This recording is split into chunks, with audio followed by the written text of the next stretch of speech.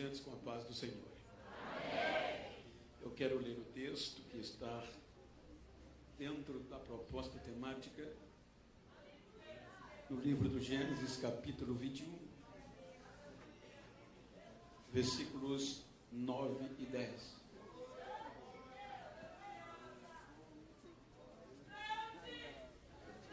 Vamos ler.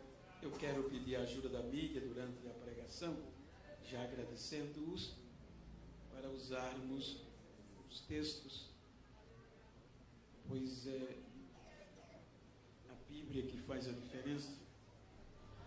Gênesis, diz o texto: e viu Sara que o filho de Agar, a egípcia, a qual tinha dado a Abraão, zombava. E disse a Abraão: ponha fora esta serva e seu filho, porque o filho desta serva não herdará com Isaque, meu filho. Queiram tornar os vossos assentos, por favor, enquanto eu agradeço a Deus o rico privilégio, a humildade de poder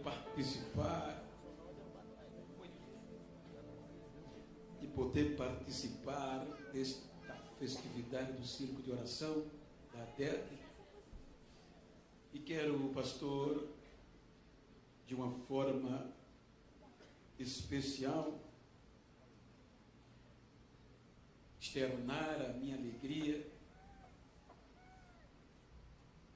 da sua receptividade, do seu carinho com a sua muito digna esposa, pastora Sara. Quero publicamente externar esta gratidão, pois eu sei que não mereço. Quando a irmã Maria me ligou o seu nome, no nome da pastora, eu me senti muito honrado. Então, em vossos nomes, quero externar a minha gratidão a todo o corpo ministerial, a esta igreja, a toda a coordenação do Círculo de Oração com as componentes. Que Deus vos abençoe. Então, isso, meu amigo, pastor Orson, eu quero publicamente dizer que te amo, mesmo sem valer nada, mas eu te amo mesmo assim. Obrigado pela receptividade ao Tarly, pastor Eduardo, estiveram mais perto. Que Deus os abençoe. Queridos, como se trata de uma proposta temática, e obviamente, e é a Bíblia, então eu quero, com base no texto, trazer uma mensagem estimulativa falando sobre detentores da herança. Diga comigo, detentores da herança. Quero pedir a vossa paciência e permissão para contextualizar a Bíblia com a história. E para entendermos a proposta temática, me permita contextualizar os capítulos a partir do capítulo 12, dando ênfase. Os irmãos hão de convir que quando nós lemos a Bíblia, do capítulo 1 ao 11, nós vamos encontrar 11 capítulos que vai contar a história da criação e da decepção do ser humano. A Bíblia tem 1.189 capítulos. Isso implica dizer que estes 11 capítulos representam menos de 1% de toda a Bíblia. Então, quando nós vamos ler em versículos, a Bíblia tem 31.100 versículos, arredondando, e até o capítulo 11, do capítulo 1 ao 11, dá 299 versículos, também representa menos de 1%. Então, isso implica dizer que a partir do capítulo 12 do Gênesis, vai representar mais de 99% do contexto histórico bíblico, Deus investindo em um projeto ousado para restaurar o ser humano. Quando nós vamos para o capítulo 12, versículo 1 ao 3, os irmãos observam que a promessa, a detenção da promessa, ela é específica. Veja que do meio de um ser humano totalmente arrebentado, caído, afastado de Deus, Deus escolhe um homem, capítulo 12 do Gênesis, versículo 1, e lhe faz uma proposta que na ótica humana não tinha como acontecer. A Bíblia diz no capítulo 12, a mídia me ajuda, por favor, capítulo 12, ora, o Senhor disse a Abraão, sai da tua terra, da tua parentela, da casa do teu pai, para a terra que eu te mostrarei. Observe que esta proposta é ousada. Não era comum ouvir isto, pois até o capítulo 11, entre o capítulo 11 e o capítulo 12, há um período longo de tempo. Então isto não era comum se ouvir, a proposta era ousada. Então Deus vem a um homem chamado Abraão e lhe faz essa proposta. Então observe que entre o 1 e o 2 há questionamento. Porque dentro da razão humana seria impossível acreditar e crer e obedecer sem questionar. Porque hoje nós que temos a Bíblia, temos a história, vivemos a experiência. Se Deus chegar aqui e disser, pastor Orson, deixe este lugar, ele vai orar, ele vai questionar. Imagine aqui. Então observe que há um questionamento entre o 1 e o 2. A ponto que Deus vai pegar a fraqueza de Abraão, vai pegar a impossibilidade para motivá-lo. Porque o versículo 2, o que é que diz? O versículo 2 do capítulo 12. Então Deus diz que eu far-te-ei uma grande nação, e abençoar-te-ei, e engrandecerei o teu nome, e tu serás uma bênção. Veja que este é motivacional. Por quê? Porque o problema de Abraão não estava simplesmente nele, mas em Sara, sua mulher. A Bíblia diz que Sara tinha o útero infértil, era estéril.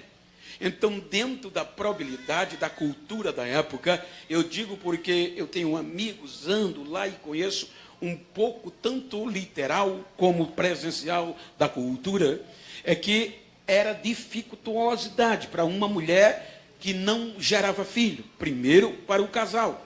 Porque dentro da cultura, a probabilidade dentro que eles viviam, não deixar de ter filho. Quando um moço casa com uma moça, a família, tanto de ambos, no primeiro ano vai perguntar pelo filho. Porque filho é honra, filho é prosperidade. Não ter filho é vergonha.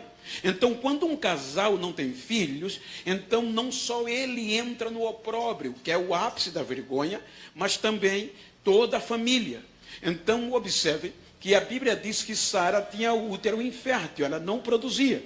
E isto já trouxe uma vergonha, e esta vergonha era abrangente. Por quê? Se eu fosse um marido judeu ou hebreu na época, conforme falado, então, se a minha mulher, sendo ela hebreia, não gerasse filho, então eu perdia o direito como homem de voz na família.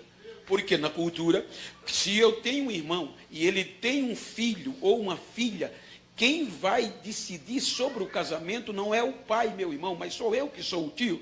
Então, eu tenho um poder de voz, mas se eu não gero filho, eu perdo o poder de voz na família. E também na sociedade, porque diante dos meus amigos, eu sou um projeto falido, eu não tenho prosperidade, não prolifero. E se eu não tenho filhos, então eu sou um fracasso. E a mulher é que sofre, no caso Sarai. Por quê? Porque a própria sogra e as próprias cunhadas vão fazer de tudo para ela vazar. Porque tem que vir outra para tirar a vergonha do marido, para lhe dar filhos. Então veja que Deus vai pegar a vergonha, a fraqueza, e ele vai prometer a Abraão o que era impossível na ótica humana: far-te-ei uma grande nação. E para fazer uma grande nação tem que começar pelo um filho. E a patologia diz biblicamente que era impossível. Então ele vai motivar com a maior necessidade: te farei o teu nome. Veja, engrandecerei o teu nome, tirarei o teu nome da vergonha, te tornarei famoso, vou te dar uma a ponto de você ser conhecido. Então Abraão convence a Sara a aceitar a proposta. Porque, digam vocês mulheres, vocês são afetivas, são amorosas. Já pensou você chegar e dizer, meu amor, vamos largar tudo, você de uma cultura, por exemplo, a minha esposa, ela não consegue, eu já recebi proposta para pastorear na Suíça, nos Estados Unidos e tal, eu nem conto para ela que eu sei que ela não sai de Alagoas, está no sangue, está na terra. Então, você dizer para uma mulher do nada, que já está na vergonha, vamos largar tudo porque um Deus que não era como me falou, então Deus vai motivar os dois na necessidade deles. Então veja que no capítulo 12, eles saem com uma perspectiva tão grande, que você vai ver eles levantando altar, adorando a Deus, na perspectiva de que a vergonha ia sair e o filho vem. Quando você chega do capítulo 14, já vão vir frustração. Porque o Ló, que era um enteado, que era sobrinho de Abraão, melhor dizendo, e que quando o irmão de Abraão morreu, Ló agora é responsabilidade paternal de Abraão, vai junto. Por isso que ele vai junto. Então no capítulo 14, aquele que podia entrar como um jeitinho, vaza, Ló enriquece e deixa o tio. Então vem frustração. Capítulo 15 piorou. Porque no capítulo 14, Ló se entrou numa enrascada e Abraão foi buscá-lo. E agora imagina a situação de Sara. Capítulo 14, Abraão arrisca a própria vida para salvar Ló. E já vão 25 anos. E nada de filho, a vergonha estava lá. Que Deus é esse que você me falou? Então, o capítulo 15, quando Abraão volta da guerra do capítulo 14, então, depois dessas coisas, que coisas do capítulo 14, vem a frustração. Porque se você prometer uma coisa a uma mulher, é bronca, cumpra. Eu prometi, quando surgiu essa geladeira de inox, né, que é bonitinha, vou comprar uma para você, meu amor. A gente estava no shopping, meu irmão, minha irmã, foram 15 anos até ter que comprar. Então 15, agora o capítulo 15, quando ele volta com façanhas, ele faz coisas que é admirável de ver. Ele venceu 5 reis com 318 homens. Mas quando ele volta, ele encontra em casa, na tenda, uma mulher frustrada. Uma mulher decepcionada que vai questioná-lo. Cadê a promessa? Você salvou Ló. E o filho que você me prometeu? E cadê a resposta se ela tem razão? Aí o capítulo 15 traz uma crise existencial. A ponto de que Abraão entra num casulo sem querer sair. A Sara tem razão. Deus não cumpriu o que prometeu. Já foram 25 anos, ou melhor, já se passaram cerca de 10 anos. E nada. São 10 anos e nada. Então é quando vem a crise e ele se enclausura e vem a dúvida. Detentores de uma herança, de uma promessa, a dúvida vem. Capítulo 15 do Gênesis, versículo 1, por favor. Depois dessas coisas, do capítulo 14, veio a palavra do Senhor a Abraão em visão, dizendo, não temas. Veja que o medo veio. Não temas, Abraão, eu sou o teu escudo, o teu grandíssimo galardão. Veja que depois de 10 anos, pela primeira vez nos registros, ele questiona Deus, ele duvida.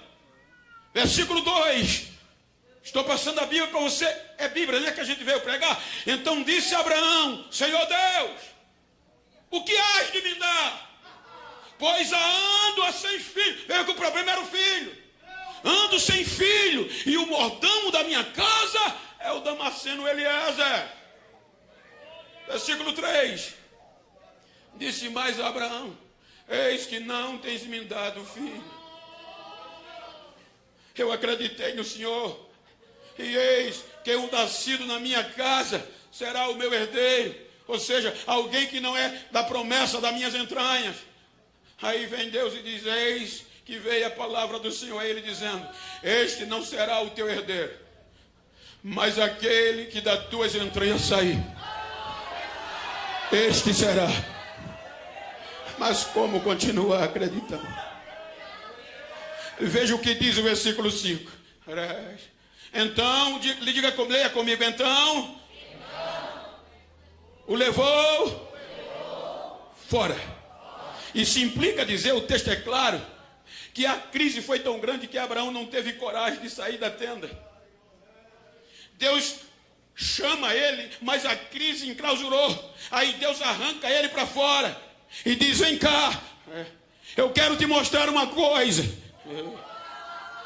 Olha para os céus. E sabe o que é lindo? Se passa para o versículo 12, por favor. E pondo-se o sol. Veja que quando Deus arrasta Abraão para fora, era de dia. Porque Deus vai dizer a ele: eu vou te mostrar algo. Olha para o céu e conta as estrelas, se a podes contar. Como contar? Para contar a estrela de dia é só milagre. De noite, se fosse de noite, eu fiz muito isso. Eu cresci na roça, na cana, e às noites, às vezes trabalhando de tratorista, de ajudante, é escuro, você vê as estrelas e começa a contar e se perde. Qualquer um pode contar, mas contar a estrela de dia só para Deus animar crente que está desanimado. Aí Deus disse: olha, vem, eu vou te mostrar. Olha para o céu. Quando ele olha, conta as estrelas. Ele não conta. Assim vai ser a tua descendência. A promessa está de pé, Abraão.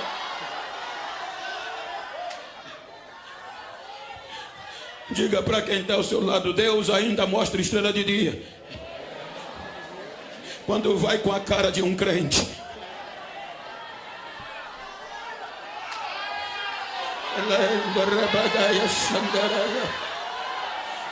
E pondo-se o sol, no final do dia, ele já está animado, faz um sacrifício, oferece a Deus, o fogo desce e termina o capítulo 15 renovado. Capítulo 15, Deus aceitou o sacrifício e ele termina o capítulo 15, volta para a tenda para o sacrifício. Vem o capítulo 16. Deus renovou Abraão, mas não renovou Sara. Aí Sara traz uma proposta, um presente que ganhou do rei do Egito.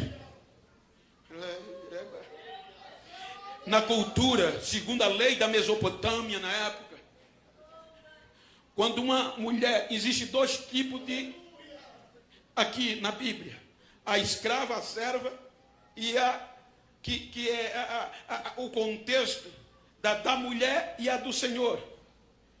Amar é a do patrão, Shifar é a da mulher. Então Agar era escrava, era serva de Sara, era um presente dela. Abraão não tinha nada a ver com ela. Se fosse amar, era do patrão. Então quem mandava era o patrão. Então a lei dizia: se uma mulher passasse 10 anos sem gerar filho, ela podia pegar esta escrava que ela tinha, dar ao marido, para o marido a engravidar, e aquele filho, como ela era da patroa e não da escrava, porque escrava não tem direito. Então, quando ela vê que o tempo passou e a lei é a seu favor, ela diz a Abraão: olha, deita com a minha serva Agar. Veja que o homem que saiu do capítulo 15 renovado, capítulo 16 ela aceita. Estava dentro da lei, era cultura. Então veja que quando Agar entra na história, ela entra no mais baixo nível da sociedade. Escrava. O nome Agar, no original, nenhum dos seus significados é forasteira, é serva, é migrante. E há uma diferença: filhos têm direito, escravo não tem. O direito do escravo é servir, e servir bem. Então, quando ela entra no mais baixo nível da história. Escrava. Então Abraão pega Agar, aceita e tem relacionamento e ela engravida. Um projeto perfeito.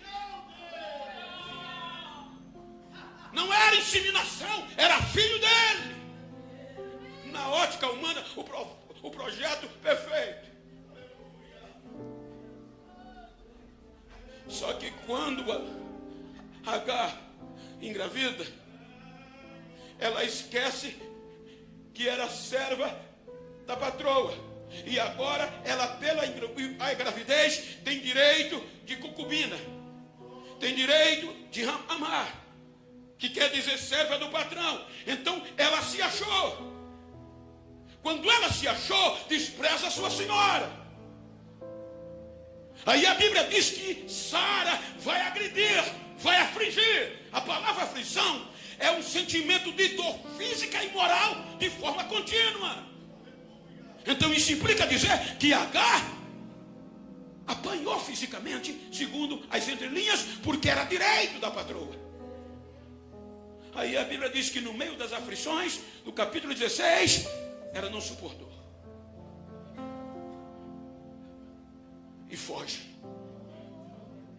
Guarda essa palavra. Ela fugiu no meio às aflições físicas e morais.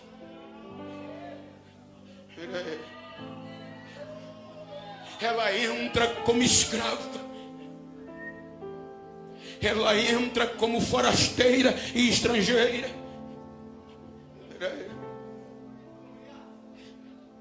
E agora ela diz: não aguento aflição, vou fugir. E ela vai fugir para onde? De volta para o Egito. Porque se você ler o capítulo 16, você vai ver que ela vai ao deserto de Sur. Eu já fiz esse trajeto umas 2 vezes. E ela pega de Canaã para o Egito voltando. Que a promessa de Deus para Abraão era para Canaã. Ela pega voltando. Por isso que ela já tinha saído do Egito. Quando ela chega no deserto de Sur, que é perto, é o último deserto, último entre o Mar Vermelho e passou o Egito. Ela para em uma fonte, capítulo 16, salvo engano, versículo 7. E o anjo do Senhor a achou. Veja que no capítulo 16 tem uma fonte de água. E o menino estava no ventre. O projeto humano estava no ventre.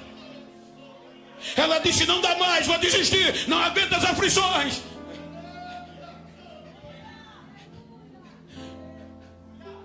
Aí Deus, o anjo do Senhor, teofanicamente, Deus não mandou mensageiro, Ele mesmo veio. E não a chama por apelido, não de ô escrava. Quando ela para beber água, ele aparece e a chama pelo nome: Agar.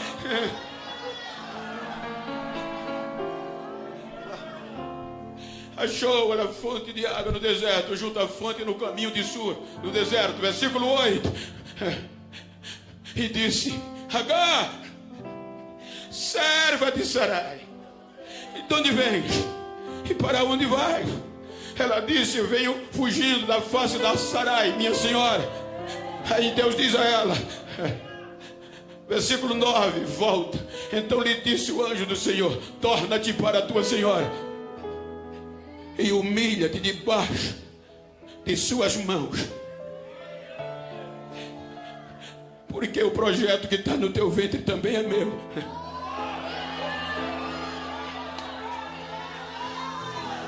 Diga para quem está ao seu lado: foge não, aguenta, projeto de Deus.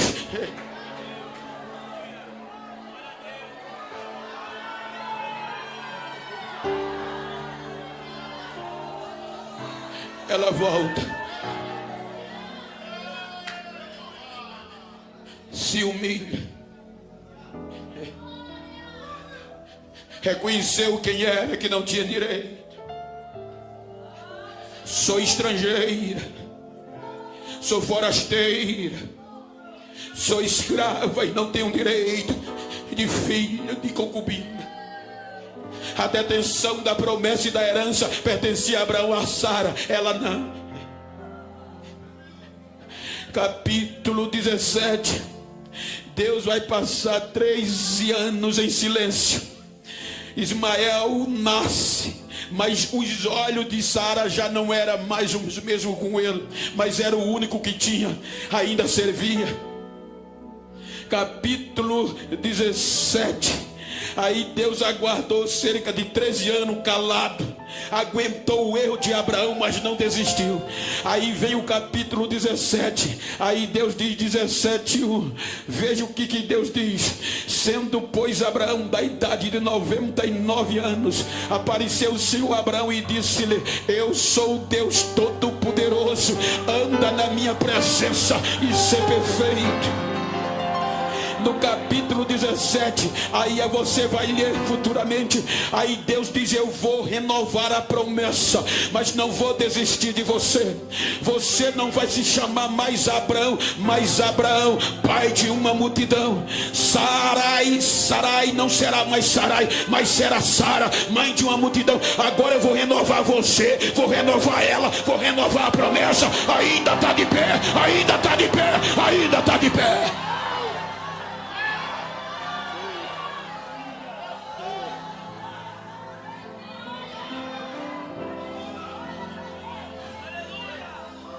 Capítulo 18. O escritor faz questão de dizer: e Abraão ficou velho, e Sara, sua mulher, cessou o costume das mulheres. Olha se o útero já era fechado, patologicamente, biologicamente acabou, porque Abraão perdeu a potência de gerar filhos, andropausa. Sarai já era estéril, Sara veio a menopausa. O ciclo normal que o útero se prepara para a gestação cessou. Então Deus deixou piorar tudo, acabar com tudo. Quando todos diziam acabou, até ele não esperava mais, até Sara perdeu a esperança. Aí está Abraão no meio-dia, na hora mais quente do sol, do dia. Aí está lá debaixo de um pé de pau. Aí vem 3 anjos, 3 homens.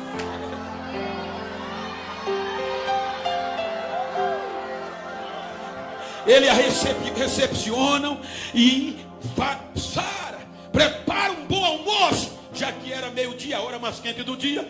Prepara um almoço, guisado, cevado. Preparou. Quando estão comendo, aí um dos anjos disse: daqui ao tempo determinado, digamos 1 ano, Sara, tua mulher, vai ter um filho. É brincadeira. 25 anos já se passaram, depois que eu já sou estéril, já não tenho o ciclo normal da mulher. Meu marido já acabou-se. Vem dizer que eu vou ter filho. Aí ela riu. Aí o anjo diz: por que Sara está duvidando, está rindo lá atrás? Estou rindo não. Ô Sara, há alguma coisa impossível para Deus?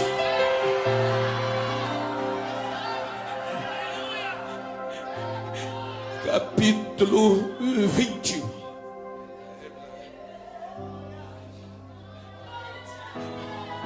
Capítulo 21, versículo 1. 25 depois, que aqui a Bíblia diz, 1, 2, 3.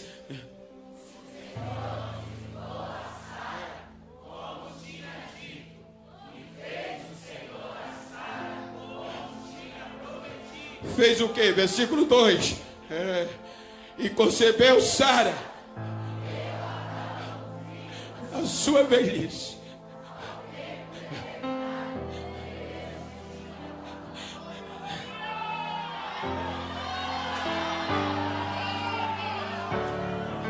Esse entra na história como filho. Ele não entra como forasteiro nem estrangeiro. É a partir daqui que Agar e Ismael vai ser símbolo dos gentios, de todos nós que não tínhamos direito. A partir daqui, os direitos da herança vai ser só para Isaac. Só ele tem direito, é filho.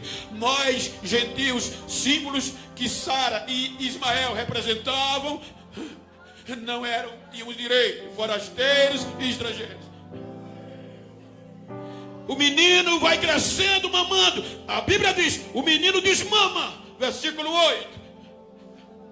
Há quem diga que era 4, outros 12, outro 8, independente. E cresceu o menino e foi desmamado. Então, quando o menino era desmamado, o pai fazia uma festa, porque agora podia levá-lo para um campo. Agora o menino está se desenvolvendo. Fez o Abraão um grande banquete no dia em que Isaac foi desmamado. Aí o texto que nós lemos diz, Sara viu naquela festa que Ismael zombava de Isaac. E agora a ira vem. Ela chama Abraão. E ela não pede como no capítulo 16. Opinião. A escrava era dela, ela faz o que quer. E no versículo 10, o que é que ela determina? E disse a Abraão, ponha fora, joga fora esta serva e seu filho, porque o filho desta serva escrava não herdará com Isaac, meu filho. No original, essa fala de terras, de herança, da promessa. Ou seja, agora Agar e Ismael, nem para ser escravo, mas para escravo. Entrou na história no mais baixo nível da sociedade. E agora nem para isso mais prestava. A dor no coração de Abraão, alguns rabinos judaicos dizem, judeus, que ele a gostava dela. Ela era muito bonita, segundo a história. E o menino já estava com 13 anos. Então Abraão, entristecido, mas sem poder fazer nada, vai orar. E Deus vem e diz, faz o que Sara disse.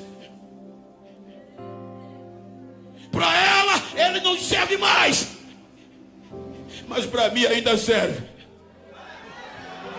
pois ele é teu filho também. E eu tenho um projeto lindo para ele. Pode jogar fora.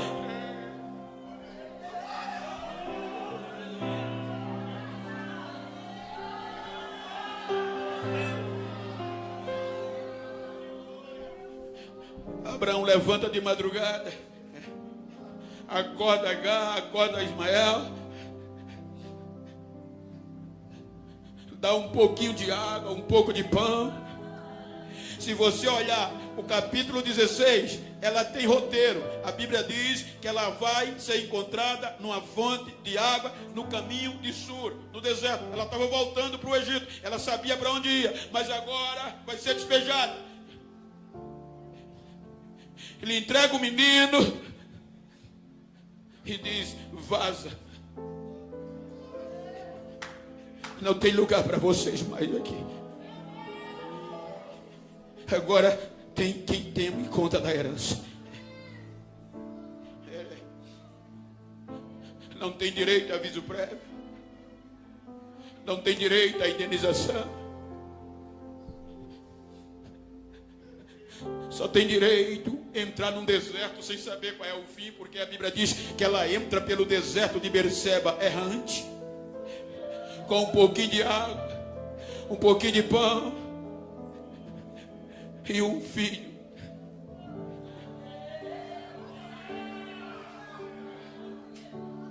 Forasteira, fugitiva, escrava, migrante. Entra no deserto de Berseba. A água vai indo, o pão vai se acabando. No capítulo 16 ela fugiu, tem água. No capítulo 21 é despejada, nem poço tem.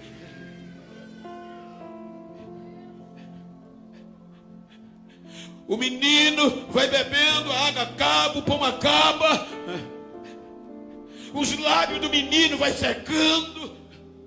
Implica-se a dizer que ela primeiro parou de beber, parou de comer para sustentar o menino. Que força vocês têm. Eu fui pregar num círculo de oração e eu estava meditando sobre o poder que vocês têm. as mulheres são diferentes dos homens. Eu questionava, quando a mulher vai buscar tanta resistência? Procurei a psicologia, ela disse é complexo. Procurei a psiquiatria, tu vai endoidar. Já vem no manual. Que resistência elas têm, gente? Aí procurei o meu pastor, ele disse, é fácil, nós, homens, desistimos rápido, porque fomos feitos do pó. Elas foram feitas do osso. Aí eu fui para a patologia, a nossa anatomia, e a Bíblia diz que ela não foi feita, vocês não foram feitas de um osso comum, foi da costela. E se você olhar a costela, ela não foi feita à toa, ela é resistente a ponto dela proteger os órgãos mais sensíveis do corpo humano, coração, pulmão e parte do baço. Por isso que eu estou aqui, você está aí, pode mandar bater murro aqui no lado do meu coração, pode bater, mas o coração não vai sentir porque a costela está na frente. Quando a pancada é grande, que frissura uma costela, o médico não tem direito de botar gesso. Ele vai dar um antibiótico, mas a costela vai se recuperar pelo próprio tempo, pela sua própria resistência. Então, se aqui tem mulher de oração, olha para quem está ao teu lado, diga: a crise não resiste nós, porque nós fomos criadas para resistir à crise, e nós vamos continuar resistindo. Nem precisa botar dedo, não, nem precisa se preocupar. Acha que uma mulher desiste fácil? Diga: vai ter que me engolir, eu vou me levantar, mas...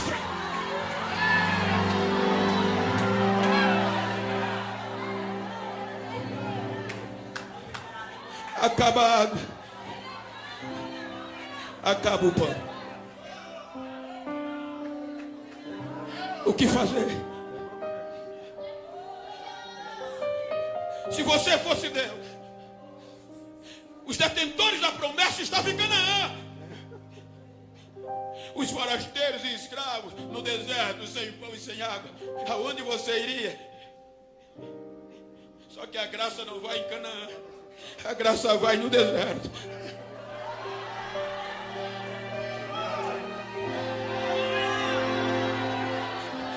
No último suspiro do menino, ela disse: eu vou sair de perto que eu não quero vê-lo morrer.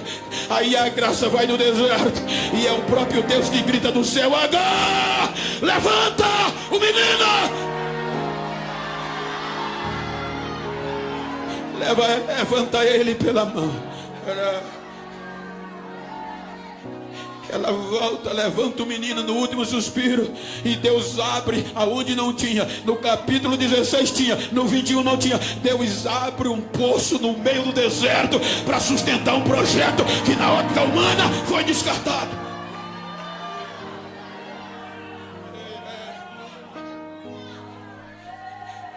Agora olha o que é que essa mulher faz. Até hoje a Bíblia diz, mas Deus só age nas nossas decisões. Capítulo 21, versículo 19 e 20. Eles não voltaram para pedir socorro a Abraão. Eles não voltaram para Canaã. E abriu Deus os olhos e viu um poço de água, e foi encher o odre de água e deu de beber ao menino. Versículo 20. E era Deus com o menino, que cresceu. Guerreiro. Uma mãe pegou o menino no último suspiro, sem pedir arrego a Abraão nem a Sarai, em um deserto inóspito, estrangeira, forasteira. Ela conseguiu arrumar uma mulher para o menino, fez família do menino, sustentou o menino cresceu e se tornou um guerreiro. Aí a história tira um de cena. Quem vai entrar em cena? O filho, o homem, os detentores da promessa. Aí o Gênesis, capítulo 12, é filho. Agora o direito é dele. É aqui a diferença: judeus e gentios. Judeus, filho; gentios, forasteiros, escravos. Aí Deus vai investir no filho dos judeus com 42 gerações. Mateus 1:17.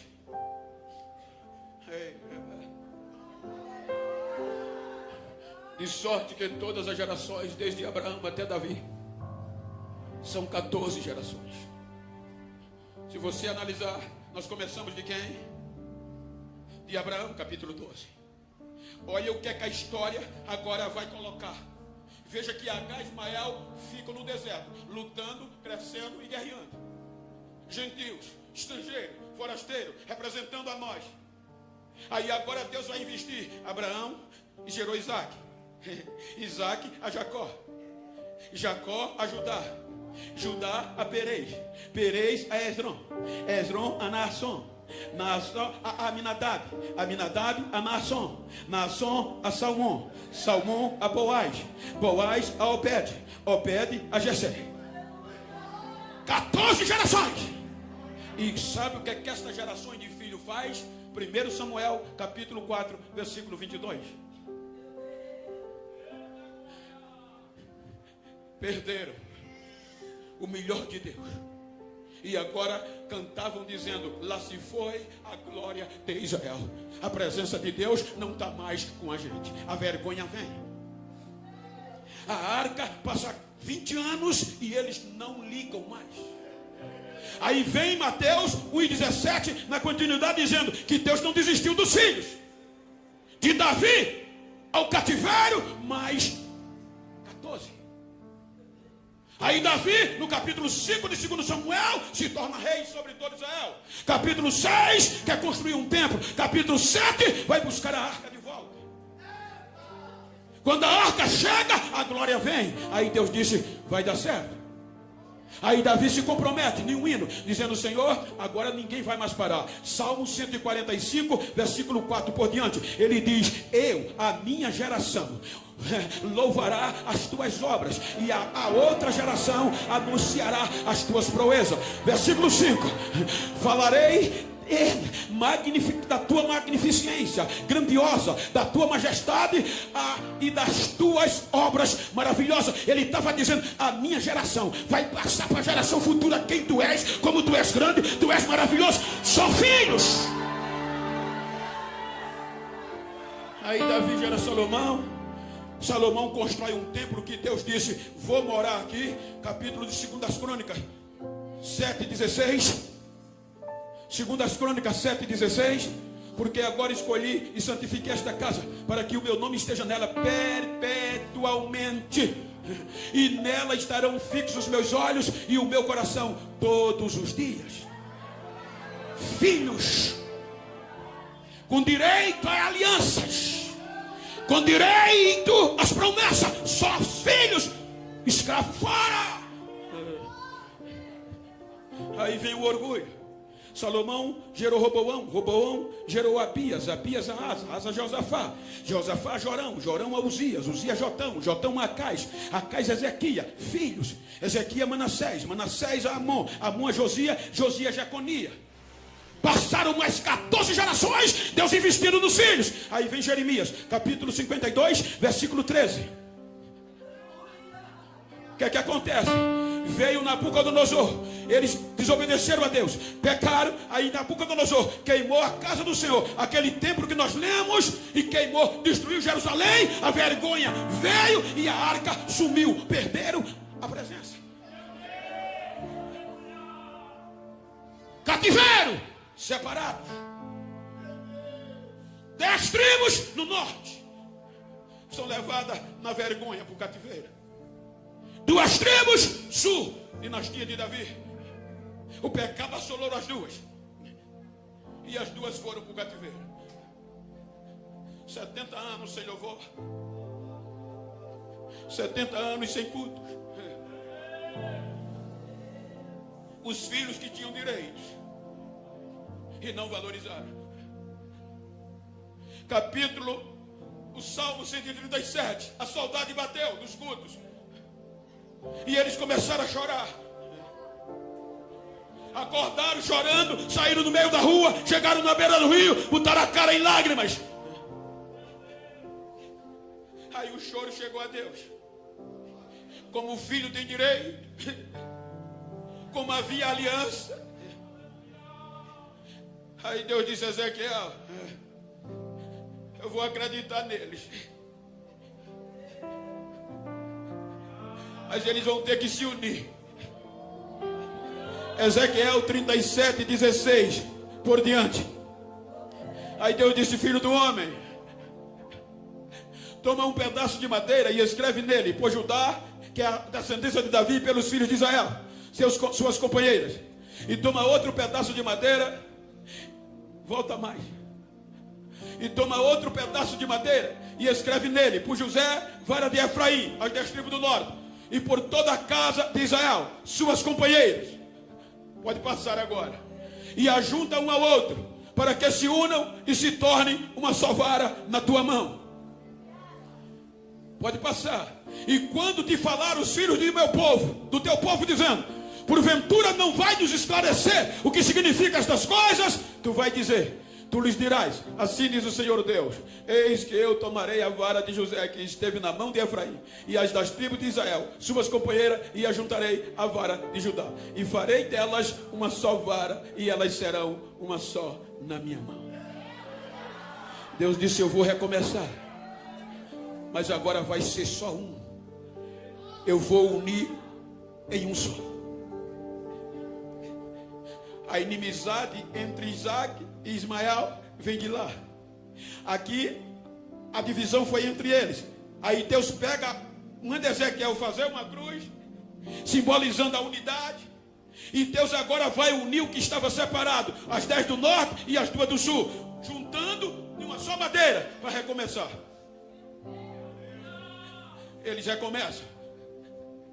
Aí Mateus diz que Deus investe umas 14 gerações, porque depois do cativeiro, disse Mateus, Salatiel gerou a Zorobabel, Zerobabel gerou a Abiúda, Abiúda Eliaquim, Eliaquim a Azó, e Azó a Zadok, Zadok gerou aqui Eleazar, Eleazar a Matã, Matã a Jacó, e Jacó a José, que foi marido de Maria.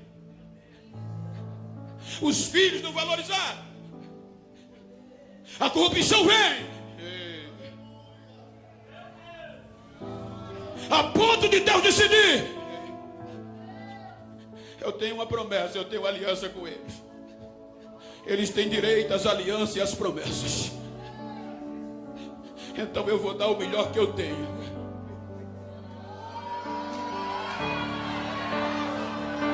É aqui que você vai entender. João 1:11. João 1:11. Ele veio...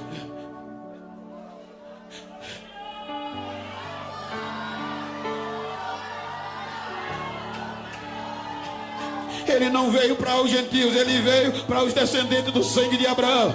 Por isso que Mateus 1:1, ele diz, Mateus 1:1, genealogia, livro da geração de Jesus Cristo, filho de Davi, filho de... Tem direito, é filho. H. Ismael é escravo, é forasteiro, está fora das alianças e da promessa.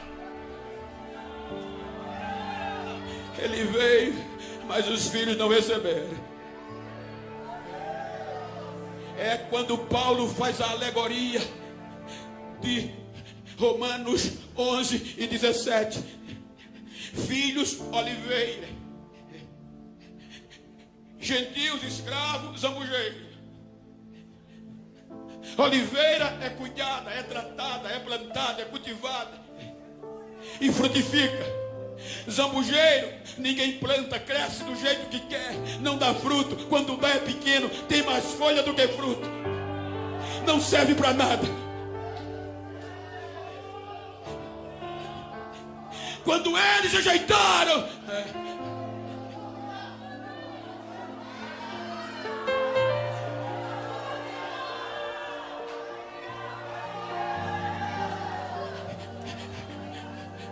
aí Deus olha para H. Ismael, Deus olha para os gentios, Deus olha para os escravos. Por isso que Romanos 11:17, se alguns dos ramos foram quebrados, fala dos filhos dos judeus. E tu, sendo oliveira brava, os escravos, forasteiros, gentios, foste enxertado em lugar deles. Mas é aqui que não era fácil. Porque para a gente entrar e ter direito de filho, precisava o sangue de Abraão ser enxertado em nós. Para entrarmos como adotivos, para ter direito à herança, tinha que alguém da descendência de Abraão com um sangue puro. É por isso que você sempre diz: o sangue de Jesus tem poder. É para isso, para purificar o zambujeiro e colocar o sangue de Abraão no zambujeiro, no escravo. A cruz do Ezequiel 37 não tinha esse poder. Lá ela uniu filho em filho, judeu em judeu. Mas agora não. Deus quer unir escravo no filho. Quer unir escravo, Ismael com Isaac. E havia inimizade.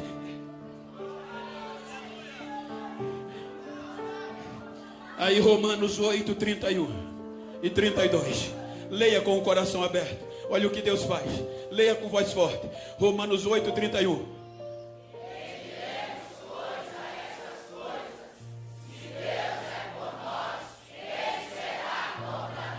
Aquele que nem mesmo antes, como todas as coisas. Quando você lê Romanos, lê Efésios, Paulo está falando com os escravos, ex-escravos, com os gentios, não é com filhos, com os judeus. Aí Deus entrega o seu próprio filho. Aí agora não vai entrar uma cruz simplesmente com o nome judeu em judeu. Agora aparece uma cruz. Deus está ligando os escravos nos filhos, está quebrando a inimizade e está juntando um no outro numa madeira só. É a cruz de Cristo. No Antigo Testamento a gente conhece o jubileu. O ano do jubileu, o 50º ano, era quando completava 50 anos. Os mensageiros subiam os mais alto monte, era a lei, e tocavam o chifre de carneiro. Aonde aquele som chegava, o dono do escravo ia ter que entender. O escravo vai ter que ser livre. A terra que tomaram deles vão ter que devolver. Aí agora Cristo está no alto da cruz. Não vai conseguir, vai. 3 horas da tarde ele brada: Pai, está feito, a dívida está paga, a inimizade foi quebrada. Agora o Senhor pode usar os escravos igual aos filhos. Está consumado, está consumado, está consumado, está consumado. A liberdade veio, a liberdade veio, a liberdade veio. Eu não vim aqui profetizar carro, eu vim pregar a Bíblia. Segura aí. Aí agora, depois da cruz, Efésios, vamos ler capítulo 2, versículo 11 a 19. Se você quiser, leia comigo. Paulo está escrevendo aos gentios de Efésio, fazendo eles lembrar quem era nós. 1, 2, 3, portanto, eram gentios na carne, chamados em circuncisão pelos que na carne se chamam incircuncisão, que eram os judeus. Na carne chamados circuncisão, feito pela mão dos homens. Aí ele está dizendo que naquele tempo antes da cruz, nós estávamos sem Cristo, separados da comunidade de Israel e estranhos às alianças da promessa, não tendo esperança e sem Deus no mundo. E agora, mas agora, grite comigo, mas agora, em Cristo Jesus, vós que antes estavam longe, no deserto, abandonado, mas agora, pelo sangue, chegaste perto, chegaste perto. Prossiga, versículo 15. Na sua carne, o que é que ele fez? Isto é a lei dos mandamentos, que consistia em ordenança, para criar em si mesmo, dos dois, um novo homem, trazendo a paz. Pode passar. Versículo 17, por favor. E vendo ele evangelizou a paz a vós que estavam longe, os gentios, os escravos, representados por Agar e Ismael, e aos que estavam perto, os judeus, os filhos que tinham direito. Versículo 19. Assim que já não sois mais. Vai, repete isso comigo. Vai, lê, abre o coração e lê assim. Nem mais e dá.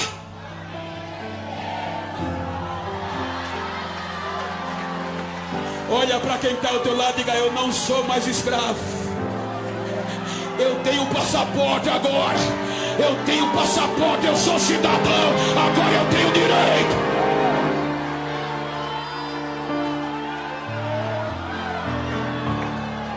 Aí para concluir, já deu a hora. Romanos 8, de 14 a 18.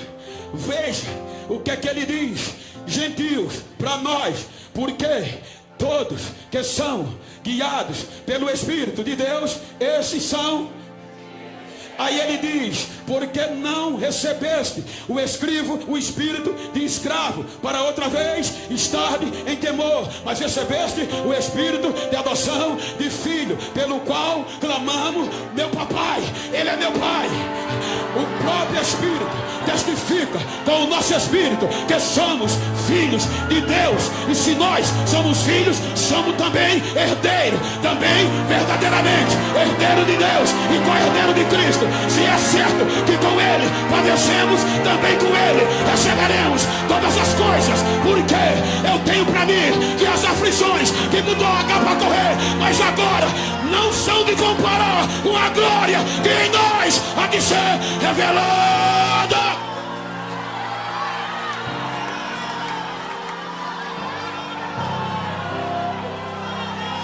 Bata no peito, bata no peito. Olhe para quem está ao seu lado. Diga: eu sou filho. Sara disse que eu não ia herdar, mas agora Cristo disse: eu vou herdar. Eu já herdei, eu sou herdeiro, eu sou filho.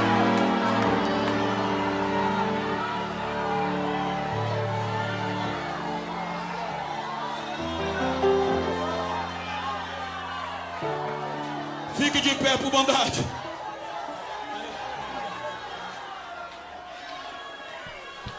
Vire se você puder. Vire para esse crente do mesmo sexo ou íntimo que esteja do seu lado. Me ajuda aqui, pastor Eduardo.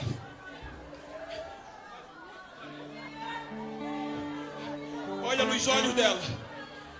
Olha nos olhos dele. Olha para mim não, olha no olho dele. E diga: irmão, herdeiro, quero nem saber como você começou um ciclo de oração. Quero saber como você vai sair. Diga: vou sair renovado, sabendo que eu não sou escravo. Eu sou filho e sou herdeiro de coisas maiores do que Isaac. Isaac era terra do terrestre e eu sou lá no céu. Diga: me faz um favor. Se tu a partir de hoje encontrar alguém que pensou que eu era escravo, que eu ia desistir, que eu estava frio, vai ter que me engolir. Diga a ele: eu sou filho, eu sou herdeiro, eu sou filho. Abraça ele, adora com ele, abraça ela.